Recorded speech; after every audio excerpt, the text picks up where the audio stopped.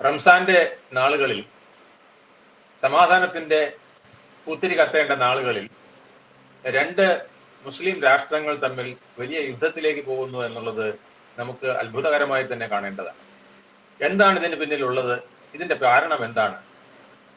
പുണ്യമാസം ഏതെങ്കിലും ഇസ്ലാമിക രാഷ്ട്രത്തിന് ഒരു യുദ്ധത്തിലേക്ക് എടുത്തു ചാടാൻ കഴിയുമോ? പക്ഷേ പാകിസ്ഥാൻ അഫ്ഗാനിസ്ഥാനും തമ്മിൽ വലിയ യുദ്ധം ആരംഭിച്ചിരിക്കുന്നു. യുദ്ധത്തിന്റെ ഫലമായി പാകിസ്ഥാൻ പറയുന്നത് 274 പേരെ ഞങ്ങൾ കാബൂളിൽ തന്നെ വധിച്ചു എന്നാണ്. അവര് ബോംബ് വർഷിക്കുന്നു. അഫ്ഗാൻ പറയുന്നതാണെങ്കിൽ ഞങ്ങൾ F-16 അടക്കമുള്ള വിമാനങ്ങളെ തകർത്തിട്ടു. അങ്ങനെ പാകിസ്ഥാന് കനത്ത നാശനഷ്ടം ഞങ്ങൾ ഉണ്ടാക്കി. പാകിസ്ഥാൻക്കാരെ ഞങ്ങൾ നിരവധി പേരെ വധിച്ചു. ഇന്നലെ തന്നെ 150 പേരെ വധിച്ചു എന്നാണ് അഫ്ഗാൻ പറയുന്നത്. അപ്പോ ഈ രീതിയിൽ ഒരു യുദ്ധം നമ്മുടെ സമീപത്ത് മുന്നോട്ട് പോകുമ്പോൾ ഇന്ത്യയുടെ നയതന്ത്ര ബന്ധം എത്രത്തോളം ശക്തമാക്കേണ്ടതുണ്ട്, അല്ലെങ്കിൽ ഇന്ത്യക്ക് ഈ വിഷയത്തിൽ എത്ര പ്രാധാന്യത്തോടെയുള്ള റോളാണ് ഉള്ളത് എന്ന് നമുക്ക് മറക്കാൻ പാടില്ല. പക്ഷെ അസീം മുനീർ പറയുന്നത് ഇന്ത്യ നടത്തുന്ന പ്രോക്സി വാറാണെന്ന് കൂടെയാണ് എന്നുള്ളത് നമ്മൾ മറക്കരുത്. മോഹൻ വർഗീസ് സാറിന് ഇതിനെ കുറിച്ച് ഒരു വീക്ഷണം ഉണ്ടാവുമല്ലോ. പാകിസ്ഥാൻ എപ്പോഴും വ്യാജ പ്രചരണങ്ങൾ, നറേറ്റീവ്സ് കൊണ്ടുവരും. സ്വന്തം ദൗർബല്യം മറച്ചു വയ്ക്കാൻ എപ്പോഴും ഇന്ത്യയാണ് ചാരുക.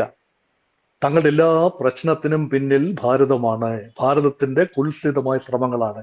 ഇതാണ് എപ്പോഴും പാകിസ്ഥാന്റെ ഒരു പ്രസ്താവന രീതിശാസ്ത്രം. ഇപ്പോൾ സ്വന്തം ചെയ്തികളാലാണ് അഫ്ഗാനിസ്ഥാനുമായി പാകിസ്ഥാന് ഏറ്റുമുട്ടേണ്ടി വരുന്നത്. അമേരിക്കൻ സൈന്യം അഫ്ഗാനിസ്ഥാനിൽ നിന്നും 4-5 വർഷം മുൻപ് പിൻവാങ്ങിയപ്പോൾ പാകിസ്ഥാൻ ഏറെ ആഹ്ലാദിച്ചു. ഇനിയിപ്പോൾ അഫ്ഗാനിസ്ഥാനും പാകിസ്ഥാനും ഒന്നാണ്. ഡ്യൂറന്റ് ലൈൻ അപ്പുറവും ഇപ്പുറവും പാലും തേനും ഒഴുകും. താലിബാൻ ഞങ്ങളുടെ ഒരു കസ്റ്റഡിയിലായിരിക്കും. അതാണ് താലിബാൻ തിരുത്തി കുറിച്ചത്. പാകിസ്ഥാൻ ഭരണകൂടം കൂടി ചേർന്നാണ് പാക് താലിബാൻ എന്ന സംഘടനയെ പാകിസ്ഥാൻ ഫ്ലോട്ട് ചെയ്ത്. അതിന് പിന്നിൽ ISIയുടെ കരങ്ങളുണ്ട്. അഫ്ഗാൻ താലിബാന്റെ മാത്രമല്ല പാകിസ്ഥാന്റെയും സംവിധാനങ്ങൾ പ്രവർത്തിച്ചു. പാക് താലിബാൻ, PTA, പാക് തെഹ്രീക്കെ TTP, പാക് തെഹ്രീക്കെ താലിബാൻ പാകിസ്ഥാൻ. യഥാർത്ഥത്തിൽ പണ്ടത്തെ നോർത്ത് വെസ്റ്റ് ഫ്രോണ്ടിയർ പ്രോവിൻസ്, ഇപ്പോഴത്തെ വസീറിസ്ഥാൻ അല്ലെങ്കിൽ ഖൈബർ പഖ്തൂൺഖ മേഖല, ആ പ്രവിശ്യ ഇന്ന് അക്ഷരാർത്ഥത്തിൽ ആളിക്കത്തുകയാണ്. പാകിസ്ഥാൻ സ്റ്റേറ്റിന് ആ മേഖലയിൽ നിയന്ത്രണമില്ല. ആ നിയന്ത്രണ കുറവ് വരുത്തി വെച്ചത് പാകിസ്ഥാന്റെ സൈന്യം നയിക്കുന്ന ഒരു സംവിധാനമാണ്. അസീം മുനീർ അവിടെ പേഴ്സണലി റെസ്പോൺസിബിൾ ആണ്. പാകിസ്ഥാൻ സൈന്യവും പാകിസ്ഥാൻ ഇന്റർ സർവീസ് ഇന്റലിജൻസും റെസ്പോൺസിബിൾ ആണ്. ഇവിടെ ഡ്യൂറന്റ് ലൈൻ നമുക്കറിയാമല്ലോ. ഈ പാകിസ്ഥാനെയും അഫ്ഗാനിസ്ഥാനെയും അതിർത്തി നിർണ്ണയിക്കുന്ന പണ്ട് ബ്രിട്ടീഷുകാരുടെ കാലത്ത് എത്തിച്ചേർന്ന ഒരു ധാരണയാണ് ഡ്യൂറന്റ് ലൈൻ. ഈ ഡ്യൂറന്റ് ലൈൻ 2160 കിലോമീറ്റർ നീളുന്ന ഡ്യൂറന്റ് ലൈൻ പാകിസ്ഥാൻ അഫ്ഗാനിസ്ഥാൻ ഔപചാരിക അതിർത്തിയാണ്. പക്ഷേ ഈ അതിർത്തി അഫ്ഗാനിസ്ഥാൻ അന്നും അംഗീകരിച്ചിട്ടില്ല, ഇന്നും അംഗീകരിച്ചിട്ടില്ല. അതുകൊണ്ട് തീർച്ചയായും നമ്മുടെ ചൈനയും ഇന്ത്യയും തമ്മിലുള്ള മൻമോഹൻ ലൈൻ പോലെയാണ് അവരും ഡ്യൂറന്റ് ലൈൻ. ഇരു രാഷ്ട്രങ്ങളും പാകിസ്ഥാനും അംഗീകരിച്ചിട്ടില്ല, അഫ്ഗാനിസ്ഥാനും അംഗീകരിച്ചിട്ടില്ല. ഇതെല്ലാം സർവേയർ ജനറൽമാർ ബ്രിട്ടീഷ് ഈ ഖൈബർ പഷ്തൂൺ ഒരു പ്രത്യേക രാജ്യമായി, ഒരു പ്രോവിൻസ് ഭരണം ഒരു കഴിയുന്ന ഒരു രാജ്യമായി തന്നെ വരണം എന്ന് അവിടുത്തെ ജനങ്ങൾ ആഗ്രഹിക്കുന്നു. അതിന് അഫ്ഗാനിസ്ഥാൻ പിന്തുണ കൊടുക്കുന്നു എന്നൊക്കെയുള്ള ആരോപണങ്ങളും പാകിസ്ഥാന്റെ ഭാഗത്തുനിന്നുണ്ട്. ഇന്ത്യക്കും അതിൽ ഒരു ഭാഗം ശരിയാണ്. അതിൽ ഒരു പ്രത്യേക രാജ്യമായി മാറണമെന്ന് ഖൈബർ പഖ്തൂൺഖയിലെ ജനങ്ങൾ, അവർ പത്താന്മാരാണ്, അവർ പഷ്തു ഭാഷ സംസാരിക്കുന്നവരാണ്. അഫ്ഗാനിസ്ഥാനിലെ തെക്കൻ പ്രവിശ്യകളിലാണ് സാധാരണ പഷ്തു ഭാഷ സംസാരിക്കുന്നത്. അങ്ങനെയുള്ള ആളുകൾ, അവരെയാണ് പത്താൻമാർ എന്ന് പറയുന്നത്. ഇമ്രാൻ ഖാൻ ഒക്കെയുള്ള, ഷാഹിദ് അഫ്രീദി ഒക്കെ ആ ഭാഗത്തുനിന്ന് വരുന്ന വലിയ ക്രിക്കറ്റ് താരങ്ങളാണ്. ജനങ്ങൾക്ക് മനസ്സിലാകുന്നത് ഈ പേരുകളാണല്ലോ. അവർക്കാണ് അവിടെ നിന്ന് വരുന്നത്. ഈ ആളുകൾ വളരെ പോരാട്ടവീര്യമുള്ള ആളുകളാണ്. അവരെ സംബന്ധിച്ചിടത്തോളം ഒരു കടന്നുകയറ്റങ്ങളും, അതായത് അഫ്ഗാനിസ്ഥാനിലെ പഷ്തുക്കളാകട്ടെ പാകിസ്ഥാന്റെ ഖൈബർ പഖ്തൂൺഖ മേഖലയിലെ പഷ്തുക്കളാകട്ടെ, അവരുടെ ഭാഷയോ ആചാരവും പോരാട്ടവീര്യവും ഒന്നും തന്നെ സറണ്ടർ ചെയ്യാൻ അവരൊരിക്കലും തയ്യാറല്ല. അതുകൊണ്ടാണ് ബ്രിട്ടീഷ് സാമ്രാജ്യം കൊടികുത്തി വാണപ്പോഴും ആ മേഖല കൈയടക്കാൻ അവർക്ക് കഴിഞ്ഞിട്ടില്ല. റഷ്യൻ ഇന്റർവെൻഷൻ ഉണ്ടായപ്പോൾ 1979 റഷ്യൻ ടാങ്കുകൾ ഇരച്ചു കയറിയപ്പോഴും അധികകാലം അവർക്ക് അവിടെ നിൽക്കാൻ സാധിക്കാതെ പോയത് ആ പ്രദേശത്തിന്റെ പ്രത്യേകത കൊണ്ടാണ്, പ്രത്യേകിച്ച് അഫ്ഗാനിസ്ഥാൻ. അവിടെ പാകിസ്ഥാനിലെ ആ പ്രദേശം ഒരു സ്വയംഭരണ പ്രദേശമാകണമെന്ന് അവർ ആഗ്രഹിക്കുന്നു. അതേപോലെ തന്നെ ബലൂച്ച് മേഖലയും തീർച്ചയായും പാകിസ്ഥാൻ ഏറ്റവും വലിയ മേഖലയാണ് തെക്ക് പടിഞ്ഞാറ് കിടക്കുന്ന ഇറാനോട് അതിർവരമ്പുള്ള തെക്ക് കടല് ഉൾപ്പെടെയുള്ള ബലൂചിസ്ഥാൻ മേഖല. ആ മേഖലയും സ്വതന്ത്രമാക്കണമെന്ന് ആഗ്രഹിക്കുന്നു. അവിടെയും ബലൂച്ച് ലിബറേഷൻ ആർമി എന്ന രീതിയിൽ സ്വാതന്ത്ര്യ പോരാളികൾ പോരാട്ടം നടത്തുന്നു. ഇത് രണ്ടും പാകിസ്ഥാൻ ഫെഡറൽ മാനേജ്മെന്റ് പാളിയത് കൊണ്ട് സംഭവിച്ച കാര്യമാണ്. അതിന്റെ പിന്നിൽ അങ്ങാടിയിൽ തോറ്റതിന് അമ്മയോടെ എന്ന മട്ടിൽ ഇന്ത്യയുടെ കുൽസിത ബുദ്ധിയാണ് ഇതിനെല്ലാം പിന്നിൽ ഇത് നിരന്തരം പറഞ്ഞുകൊണ്ടിരിക്കുകയാണ്. അത് പറയുന്നതിന് പുറമെ ഇപ്പോഴിതാ അരുതാത്തത് ചെയ്തിരിക്കുന്നു. ഒരു മുസ്ലിം രാജ്യം മറ്റൊരു ഇസ്ലാമിക രാജ്യത്തെ ആക്രമിച്ചിരിക്കുന്നു, അതും റംസാൻ മാസം. നോക്കൂ, അങ്ങോട്ടും ഇങ്ങോട്ടും ബോർഡർ ക്ലാഷും സംഭവിക്കുന്ന മനസ്സിലാക്കാം. പക്ഷെ എല്ലാ സഭ്യതയും ലംഘിച്ചുകൊണ്ട് കാബൂളിലും കാണ്ഡഹാറിലും പാകിസ്ഥാന്റെ പോർ വിമാനങ്ങൾ ബോംബ് വർഷം നടത്തി എന്ന് പറയുമ്പോൾ നൂറുകണക്കിന് അഫ്ഗാൻകാരാണ് മരിച്ചത്. തിരിച്ചടിച്ചു എന്ന് അഫ്ഗാൻ പറയുന്നു, പക്ഷേ അഫ്ഗാനിസ്ഥാന് കാര്യമായ വ്യോമസേനയില്ല എന്ന് ഓർക്കണം. പക്ഷെ ആർട്ടിലറി സംവിധാനങ്ങളുണ്ട്, ഡ്രോണുകളുണ്ട്. ഏറ്റവും വൈകി വരുന്ന വാർത്തയനുസരിച്ച് അഫ്ഗാനിസ്ഥാന്റെ ഡ്രോണുകൾ പാകിസ്ഥാന്റെ ഈ ബോർഡർ മേഖലയിൽ വലിയ നാശം വിതച്ചു എന്നാണ് വാർത്തകൾ. അതുപോലെ പരസ്പരം ബോർഡർ പോസ്റ്റുകൾ അവര് എത്തിയെന്നാണ്, ഡ്രോണുകളുമായി എത്തിയെന്നാണ് അഫ്ഗാനിസ്ഥാൻ അവകാശപ്പെടുന്നത്. അഫ്ഗാനിസ്ഥാന്റെ ഒരു ബലമെന്ന് പറയുന്നത് നടത്തുന്നു എന്നുള്ളതാണ് മനസ്സിലാക്കേണ്ടത്. തീർച്ചയായിട്ടും അഫ്ഗാനിസ്ഥാന് ഡ്രോൺ എത്തിക്കാൻ സാഹചര്യങ്ങളുണ്ട്. പഴയ മുൻകാലങ്ങളിൽ ഉള്ള സൈനിക സന്നാഹങ്ങളുണ്ട്. പക്ഷെ അവരുടെ ആയുധങ്ങൾ അത്യന്താധുനികം എന്ന് പറയാനാവില്ല. പക്ഷെ അവർക്കുള്ള ബലമെന്ന് പറയുന്നത് അവരുടെ ടെറൈൻ, കൈവെള്ളയിലെ രേഖകൾ പോലെ അവർക്ക് സുപരിചിതമാണ്. അഫ്ഗാനിസ്ഥാനെ ആർക്കും കീഴടക്കാൻ സാധിക്കാതെ പോയത് വിഖ്യാതമായ അമേരിക്കൻ സൈന്യം ഏതാണ്ട് 20 വർഷത്തോളം അവിടെ ഉണ്ടായിരുന്നു. 9/11 ശേഷം നടത്തിയ വലിയ ഒരു യുദ്ധമുണ്ടല്ലോ, അമേരിക്ക അഫ്ഗാനിസ്ഥാനിൽ നിന്നും താലിബാനെ ഫ്ലഷ് ഔട്ട് ചെയ്യാൻ നടത്തിയ യുദ്ധം. 20 വർഷം ഒരു അമേരിക്കൻ അനുകൂല ഭരണകൂടം, ഒരു പാവ ഭരണകൂടം അവിടെ ഹമീദ് കർസായിയുടെ നേതൃത്വത്തിൽ ഉണ്ടായിരുന്നു. അവസാനം അഫ്ഗാനിസ്ഥാന്റെ താലിബാന്റെ മുമ്പിൽ അടിയറ വെച്ചുകൊണ്ട്, സിംഹാസനം അടിയറ വെച്ചുകൊണ്ട് വെള്ളിത്താളത്തിൽ അധികാരം താലിബാൻ കൈമാറിക്കൊണ്ട് അമേരിക്കയ്ക്ക് സ്ഥലം വിടേണ്ടി വന്നു എന്ന് ഓർക്കണം. അതുകൊണ്ട് അവരുടെ പോരാട്ട വീര്യം എന്ന് പറയുന്നത് അവരുടെ ഒരു DNA ഭാഗമാണ്, ജനിതക ഘടനയുടെ. അഫ്ഗാനിസ്ഥാനിലെ ആളുകൾ പോരാളികളായിട്ടാണ് ജനിച്ചു വീഴുന്നത്. ആ പോരാട്ട വീര്യം വളരെ പ്രധാനമാണ്. ഇപ്പോൾ ഇതാ ഇന്ത്യയും അഫ്ഗാനിസ്ഥാനും തമ്മിൽ ഒരു ബന്ധം, ചരിത്രപരമായി ഉണ്ടായിരുന്ന ബന്ധം ഒന്നുകൂടി പൊടിതട്ടിയെടുത്തിരിക്കുന്നു. സ്വാഭാവികമായി പാകിസ്ഥാൻ വിചാരിക്കുന്നു Pakistan get sandwiched between Afghanistan and India. ഇത് വലിയൊരു ത്രെട്ടായി, ജിയോ പൊളിറ്റിക്കൽ സ്ട്രാറ്റജിക് ത്രെട്ടായി പാകിസ്ഥാൻ കാണുന്നു. അങ്ങനെയെങ്കിൽ നേരിട്ട് അഫ്ഗാനിസ്ഥാന്റെ നടുവൊടിക്കുക തന്നെ, അങ്ങനെ ഇന്ത്യക്കും ഒരു പ്രഹരം കൊടുക്കാം എന്ന ചിന്തയിൽ നിന്നുകൊണ്ടാണ് പാകിസ്ഥാൻ കയറി ആക്രമിച്ചത്. ഇപ്പോൾ പുലിവാല് പിടിച്ചതുപോലെയായി. കാരണം സൗദി അറേബ്യക്ക് കഴിച്ചിട്ടിറക്കാനും വയ്യ, മധുരിച്ചിട്ട് തുപ്പാനും വയ്യ എന്ന അവസ്ഥയിലാണ്. സൗദിയും പാകിസ്ഥാനും തമ്മിൽ മിലിറ്ററി പാക്ട് ഉണ്ടെന്ന് ഓർക്കണം. ആ മിലിറ്ററി പാക്ട് അനുസരിച്ച് എന്താണ്, പാകിസ്ഥാൻ ആക്രമണ വിധേയമാവുകയാണെങ്കിൽ സൗദി പാകിസ്ഥാനെ സഹായത്തിനെത്തണം. തിരിച്ച് സൗദി അറേബ്യ ആക്രമണ വിധേയമാവുകയാണെങ്കിൽ ആണവ ബോംബ് ഉൾപ്പെടെ കൈവശമുള്ള ഏക ഇസ്ലാമിക രാജ്യമായ പാകിസ്ഥാൻ സഹായത്തിനെത്തണം. തുർക്കിയാണ് പാകിസ്ഥാനെ സഹായിക്കുന്ന മറ്റൊരു രാജ്യം. തുർക്കിയുടെ എർദോഗാൻ ആകെ അങ്കലാപ്പിലായി. 2 ഇസ്ലാമിക രാജ്യങ്ങൾ തമ്മിൽ പോരെടുക്കുന്നു. എങ്ങനെ പറയും, മുഖം നഷ്ടപ്പെടുന്നു. ലോക സമൂഹത്തിന് മുന്നിൽ റംസാൻ മാസത്തിൽ മുഖം നഷ്ടപ്പെടുന്ന അവസ്ഥയാണ് തുർക്കിക്കും. അതുകൊണ്ട് തുർക്കിയും ഇറാനും സൗദിയും ഒക്കെ ചേർന്നുകൊണ്ട് സംയമനം, ഈ ഫയർ ഫൈറ്റിംഗ് എക്സസൈസ് ഇപ്പൊ നടന്നുകൊണ്ടിരിക്കുകയാണ് സാർ.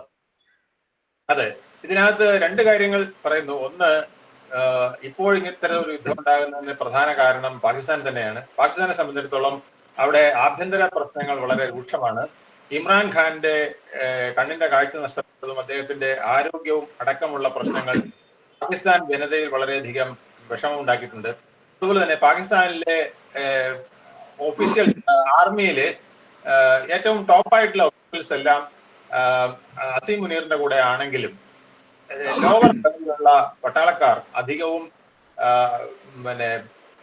ഇമ്രാൻഖാനെ സപ്പോർട്ട് ചെയ്യുന്നവരും ഇമ്രാൻഖാൻ എന്തെങ്കിലും ജയിലിൽ നിന്ന് തിരിച്ചു വന്ന് പാകിസ്ഥാന്റെ പ്രധാനമന്ത്രിയാകും എന്ന് വിശ്വസിക്കുന്നവരുമാണ്. അതിനുള്ള മാർഗം ഒരുക്കേണ്ടത് തങ്ങളുടെയും കൂടെ കടമയാണെന്ന് വിശ്വസിക്കുന്നവരുമാണ്.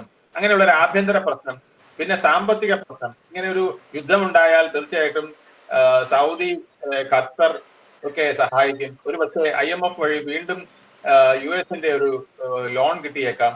ഇങ്ങനെയൊക്കെ ഉള്ള പലവിധ ഉദ്ദേശങ്ങളോട് കൂടിയായിരിക്കും പുണ്യമാസത്തിൽ ഇത്ര മ്ലേച്ഛമായ നീചമായ ഒരു പ്രവൃത്തി ചെയ്തുകൊണ്ട് ഇസ്ലാമിക രാഷ്ട്രങ്ങളെയും അവിടുത്തെ ജനങ്ങളെയും മുഴുവൻ പ്രശംസിക്കുന്ന വിധത്തിൽ പാകിസ്ഥാൻ വന്നത് എന്നും ഒരു ഭാഷ്യമുണ്ട്. അതുകൂടെ പറഞ്ഞിട്ട് നമുക്ക് അവസാനിക്കാം.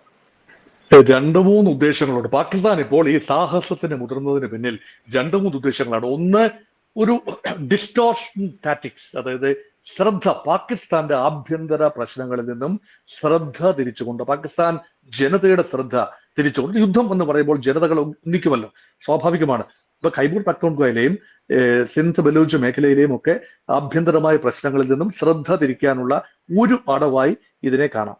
രണ്ടാമത്തേത് കുറച്ചുകൂടെ രൂഢമൂലമാണ്. പാകിസ്ഥാൻ സൈന്യത്തിനുള്ളിൽ ഉരുണ്ടുകൂടുന്ന, ശ്രീ വേണുഗോപാൽ പറഞ്ഞതുപോലെ ഒരു പ്രതിഷേധമുണ്ട്. സൈന്യത്തിന്റെ കണ്ണായ പോസ്റ്റുകളിലെല്ലാം തന്നെ പഞ്ചാബികളാണ്. ഏറ്റവും തലപ്പത്ത് പഞ്ചാബി ഡോമിനേഷൻ. അത് മാത്രമല്ല, കണ്ണായ സ്ഥാനങ്ങളിൽ വ്യവസായ പ്രമുഖന്മാരാകട്ടെ, ഗവൺമെന്റ് ഉദ്യോഗസ്ഥന്മാരാകട്ടെ, എല്ലാം പഞ്ചാബികളാണ്. The Punjabi domination is represented by Sindh and Balochistan and also Kashmir. ഈ പറയുന്ന പാകിസ്ഥാൻ അധിനിവേശ കാശ്മീർ ഉണ്ടല്ലോ, ഇവരുൾപ്പെടെ എല്ലാം വലിയ പ്രശ്നത്തിലാണ്. അത്ര സുഖകരമല്ല. അങ്ങനെയാണ് ഇമ്രാൻഖാനെ കാർമി തന്നെ കൊണ്ടുവന്ന ഇമ്രാൻഖാൻ പിന്നീട് ആർമി താല്പര്യങ്ങൾക്കും അമേരിക്കൻ താല്പര്യങ്ങൾക്കും വിരുദ്ധമായി പ്രവർത്തിച്ചപ്പോൾ അമേരിക്ക കൂടെ ഇടപെട്ടുകൊണ്ടാണ് ഒരു സഖ്യം, ഇമ്രാൻഖാനെതിരെ ഒരു സഖ്യം തട്ടിക്കൂട്ടി കള്ളക്കേസുകളിൽ പെടുത്തി, തോഷാഖാന കേസ് ഉൾപ്പെടെയുള്ള കേസുകളിൽ പെടുത്തി ഇമ്രാൻഖാനെ അകത്താക്കി. ഇപ്പം കണ്ണിന്റെ കാഴ്ചയും പോയി എന്ന് കേൾക്കുന്നു. ആ ഇമ്രാൻഖാന്റെ പാർട്ടി സിംഗിൾ ലാർജസ്റ്റ് പാർട്ടിയാണ്. കഴിഞ്ഞ ഇലക്ഷനിലും ഔപചാരികമായി മത്സരിക്കാൻ അനുവാദം കിട്ടിയില്ലല്ലോ. ഇപ്പൊ ബംഗ്ലാദേശിലെ വളരെ വളരെ പോപ്പുലർ പാർട്ടിയല്ലേ അവാമി ലീഗ്. അവാമി ലീഗിന് ഷെയ്ഖ് ഹസീനയുടെ പാർട്ടിക്ക് മത്സരിക്കാൻ അവസരം ലഭിച്ചില്ലല്ലോ. അതുപോലെ പാക് തെഹ്രിക്കെ ഇൻസാഫ് പാർട്ടിക്ക്, PTI, ഇമ്രാൻഖാന്റെ പാർട്ടിക്ക് മത്സരിക്കാൻ അവസരം ലഭിച്ചില്ല. ഒരു സ്വതന്ത്രമായി മത്സരിച്ച് ഏറ്റവും വലിയ നമ്പർ സീറ്റുകൾ നേടി, പക്ഷെ ഭരണത്തിലെത്താൻ കഴിഞ്ഞില്ല. ഡോമിനേഷൻ എല്ലാം കൂടി ചേർത്തുകൊണ്ട് ഈ അവസരവാദപരമായ ഒരു കൂട്ടുകെട്ട്, അതായത് പാകിസ്ഥാൻ മുസ്ലിം ലീഗും അതുപോലെ പാകിസ്ഥാൻ പീപ്പിൾസ് പാർട്ടിയും ചേർന്ന അവസരവാദപരമായ ഒരു കൂട്ടുകെട്ട് ഭരണത്തിലെത്തുകയും ഇമ്രാൻഖാനെ കേസുകൾക്ക് പുറമെ കേസുകളിൽ പെടുത്തുകയും ചെയ്തു. ഇതിനെതിരെ ആഭ്യന്തരമായി പാകിസ്ഥാനുള്ളിൽ നൂരഞ്ഞു പൊങ്ങുന്ന ഒരു പ്രതിഷേധമുണ്ട്. ആ പ്രതിഷേധം അണപൊട്ടി ഒഴുകിയാൽ ആകെ ഭരണമാറ്റമാണ്. ആകെ ശ്രീലങ്കയിൽ സംഭവിച്ചതുപോലെ, നേപ്പാളിൽ സംഭവിച്ചതുപോലെ, ബംഗ്ലാദേശിൽ സംഭവിച്ചതുപോലെ ഒരു ഭരണമാറ്റം ഉണ്ടാകും. അത് ഒഴിവാക്കാനുള്ള ഒരു നല്ല വഴിയാണ് യുദ്ധത്തിലേക്ക് ശ്രദ്ധ കേന്ദ്രീകരിക്കുക. അപ്പൊ തൽക്കാലത്തേക്ക് ഒരു ഒരുമ വരുമല്ലോ. അപ്പോൾ പിന്നെ ഇമ്രാൻഖാന്റെ പുറകെ ആളുകൾ ഇറങ്ങിത്തിരിക്കില്ലല്ലോ. ഇതൊക്കെ തന്നെയാണ് ഉദ്ദേശം. അതുകൊണ്ട് പാകിസ്ഥാൻ തീ കൊണ്ട് തല ചൊറിയുകയാണ്. അഫ്ഗാനിസ്ഥാൻ ഒരു ചെറിയ മീനാണെന്ന് തോന്നാമെങ്കിലും യുദ്ധരംഗത്തേക്ക് വരുമ്പോൾ ഒരു തിമിംഗലമായി മാറാൻ, കൊമ്പൻ സറാവായി മാറാനുള്ള കപ്പാസിറ്റി ഉള്ള ഒരു രാജ്യമാണ്. അത് ആംസിന്റെ ബലം കൊണ്ടല്ല, മറിച്ച് അവരുടെ ജനിതക ഘടന കൊണ്ടും ഫൈറ്റിംഗ് ഇൻസ്റ്റിങ് കൊണ്ടും ടെറൈന്റെ പ്രത്യേകത കൊണ്ടും കൊണ്ട് പാകിസ്ഥാൻ ഒരു കരയുദ്ധം പോലെയുള്ള ഒരു സാഹസത്തിലേക്ക് അഫ്ഗാനിസ്ഥാനിലേക്ക് പ്രവേശിക്കാതെ ഇരിക്കട്ടെ. അതിനുള്ള വിവേകമെങ്കിലും പാകിസ്ഥാൻ കാട്ടട്ടെ. ഏറിയൽ ബോംബാർഡ്മെന്റിലൂടെ മാത്രം ഒരുപക്ഷെ ഈ അഫ്ഗാനിസ്ഥാനിൽ പാകിസ്ഥാന് ബുദ്ധിമുട്ടുണ്ടാക്കുന്ന താലിബാന്റെ താവളങ്ങൾ, അല്ലെങ്കിൽ സൈനിക താവളങ്ങൾ, അല്ലെങ്കിൽ പാകിസ്ഥാൻ താലിബാന് സഹായം കൊടുക്കുന്ന അഫ്ഗാനിസ്ഥാന്റെ കേന്ദ്രങ്ങൾ തകർക്കുക എന്ന പരിമിതമായ ഉദ്ദേശമേ ഉള്ളൂ എങ്കിൽ ഭാഗികമായി പാകിസ്ഥാൻ ചെയ്യുന്നത് ഒരുപക്ഷെ ന്യായീകരിക്കപ്പെടും. അല്ല എങ്കിൽ അഫ്ഗാനിസ്ഥാനെ കീഴടക്കാനൊക്കെ പാകിസ്ഥാൻ ഇറങ്ങി പുറപ്പെട്ടു കഴിഞ്ഞാൽ ബ്രിട്ടീഷുകാർക്ക് കഴിയാത്തത്, റഷ്യക്കാർക്ക് കഴിയാത്തത് ആ പാകിസ്ഥാന് കഴിയുമെന്നൊന്നും വിശ്വസിക്കാൻ തക്ക മൗഢ്യം ഇത് നോക്കിക്കാണുന്നവർക്കില്ല. അതുകൊണ്ട് അതിർത്തിയിൽ സമാധാനം പുലരട്ടെ എന്ന് നമുക്ക് ആശംസിക്കാം. എല്ലാം ഇന്ത്യ വിരുദ്ധതയിൽ മാത്രം നിന്നുകൊണ്ട് കാണാൻ ശ്രമിക്കുന്ന പാകിസ്ഥാന് നല്ല ബുദ്ധി തോന്നട്ടെ എന്നുകൂടി ആശംസിക്കുന്നു. തീർച്ചയായിട്ടും പാകിസ്ഥാനെ സംബന്ധിച്ചിടത്തോളം അവരുടെ നിലനിൽപ്പിനായി അവർ എപ്പോഴും ഉപയോഗിക്കുന്ന രണ്ടായുധങ്ങൾ, ഒന്ന് തീവ്രവാദം, അല്ലെങ്കിൽ പട്ടാള ആക്രമണം. അത് തന്നെയാണ് ഇപ്പോൾ കാബൂളിലും അവർ എടുത്തിരിക്കുന്നത്, അഫ്ഗാനിസ്ഥാനെതിരെയും എടുത്തിരിക്കുന്നത്. പക്ഷെ തീർച്ചയായിട്ടും അഫ്ഗാൻ ആർമി എന്ന് പറയുന്നത് ഒരു ഘടോത്കച സേന പോലെയാണ്. അവർക്ക് എങ്ങനെ ഏത് അതിർത്തിയും വിട്ടുപോയി തന്റെ ജീവൻ ഉപയോഗിച്ചുകൊണ്ട് സാഹസം കാണിച്ച് എതിരാളികളെ ആക്രമിച്ച് കീഴ്പ്പെടുത്തുന്ന ശൈലിയുള്ള അഫ്ഗാൻ പട്ടാളത്തിന്റെ കരയുദ്ധത്തിലൂടെ പാകിസ്ഥാനെ തോൽപ്പിക്കാൻ കഴിയില്ല. പാകിസ്ഥാൻ തീർച്ചയായിട്ടും ഉദ്ദേശിക്കുന്നത് സൗദിയും അതുപോലെ തന്നെ ഖത്തറും ഒക്കെ തങ്ങൾക്ക് വലിയ അടി കിട്ടുമ്പോൾ ഇടപെടുമെന്നും അതിനിടയ്ക്ക് ചെറിയ നേട്ടങ്ങൾ, സാമ്പത്തികമായ നേട്ടങ്ങൾ, അതുപോലെ തന്നെ പ്രാദേശികമായി ഉണ്ടായിരിക്കുന്ന രാഷ്ട്രീയ പ്രശ്നങ്ങൾ ഇവ ഒത്തുതീർത്തുകൊണ്ട് എങ്ങനെയെങ്കിലും മുഖം രക്ഷിച്ചുകൊണ്ട് പോകാൻ കഴിയുമെന്ന് തന്നെയാണ്. യുദ്ധം പെട്ടെന്ന് അവസാനിക്കട്ടെ എന്ന് നമുക്ക് ആഗ്രഹിക്കാം. കാരണം സൗത്ത് ഏഷ്യയിലാണ് നടക്കുന്നത്. സൗത്ത് ഏഷ്യയിലെ ഒരു ശാപമായി എക്കാലത്ത് പാകിസ്ഥാൻ മാറിയിട്ടുണ്ട്. ഇപ്പോൾ ഈ റംസാൻ നാളിലും സമാധാനത്തിന്റെ നാളിലും ഈ പുണ്യ മാസത്തിലും ഇങ്ങനെ പാകിസ്ഥാൻ മുതിർന്നത് തീർച്ചയായും മുസ്ലിം രാഷ്ട്രങ്ങൾ, ഇസ്ലാമിക രാഷ്ട്രങ്ങളിലും അവിടുത്തെ ജനതയിലും വരെ വളരെയധികം അമർഷം ഉണ്ടാക്കിയിട്ടുണ്ട്. അത് എങ്ങനെയെങ്കിലും പരിഹരിക്കാനാണ് ലോകത്തെ ഇസ്ലാമിക രാഷ്ട്രങ്ങളും ഒക്കെ ശ്രമിച്ചുകൊണ്ടിരിക്കുന്നത്. നന്ദി, നമസ്കാരം.